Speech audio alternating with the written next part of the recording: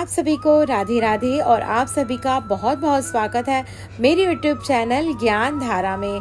आज है अपरा एकादशी, तो आज हम जानेंगे अपरा एकादशी कब है, अपरा एकादशी की कथा, पूजा विधि, महत्व, भोग में भगवान विष्णु जी को क्या लगाएं और इस दिन किन चीजों का दान करें।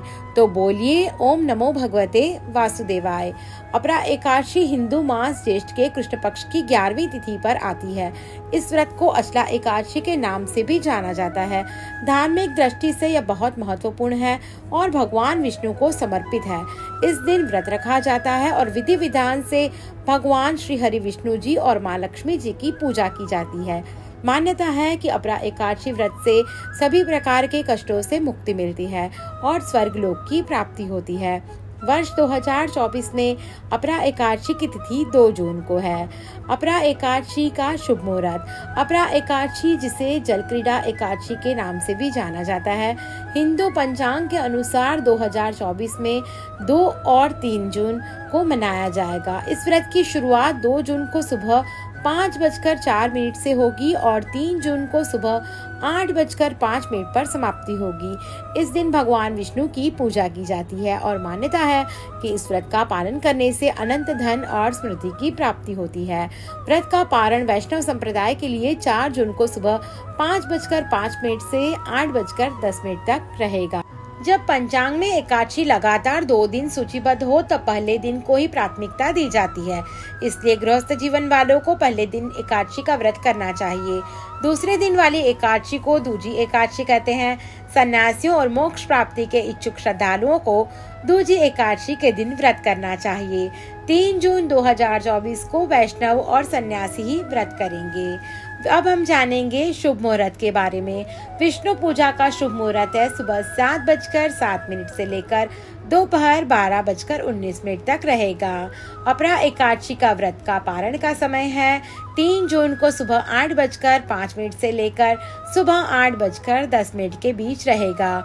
वहीं वैष्णव एकादशी का व्रत पारण का समय है 4 जून को सुबह 5:23 से लेकर 8:10 तक रहेगा। अब हम जानेंगे अपरा एकादशी के महत्व के बारे में।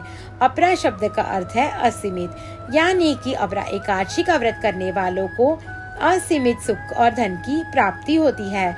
इसी कारण से इसे अपरा एकादशी कहा जाता है। इतना ही नहीं, अपरा एकादशी को असीमित लाभ देने वाली एकादशी भी कहा जाता है। अपरा एकादशी समस्त पापों से मुक्ति दिलाने वाली एकादशियों में से एक मानी जाती है। ऐसी मान्यता है कि इस व्रत को करने से पापों का अंत होता है। इतना ही नहीं, व्यक्ति को कई तरह के रोग, दोष, आर्थिक समस्या से भी छुटकारा मिलता है और अक्षय पुण्य की प्राप्ति होती है।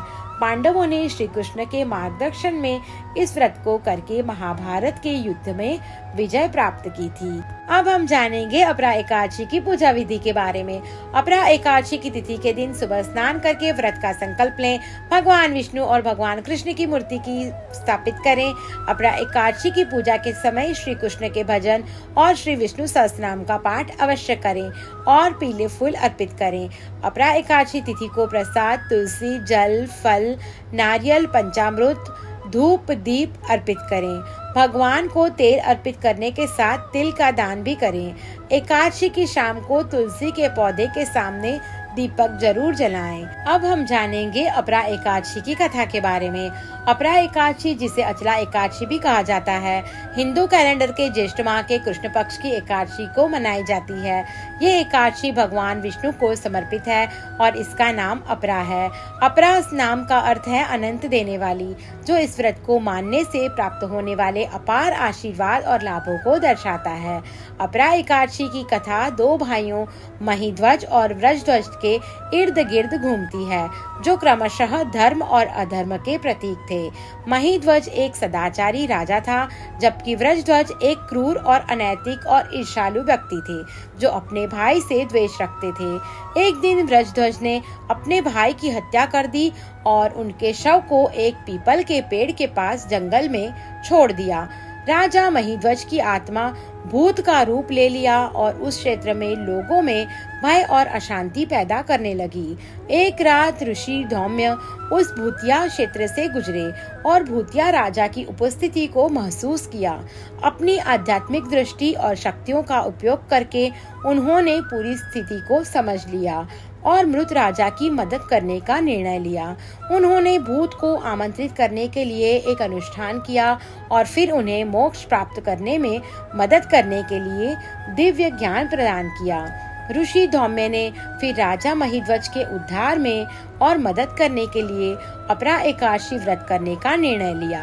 व्रत पूरा करने के बाद उन्होंने अर्जित पुण्य को भूतिया राजा को स्थानांतरित कर दिया, जिन्हें फिर अपने भूत प्रेत रूप से मुक्त कर दिया गया और एक दिव्य शरीर प्राप्त हुआ।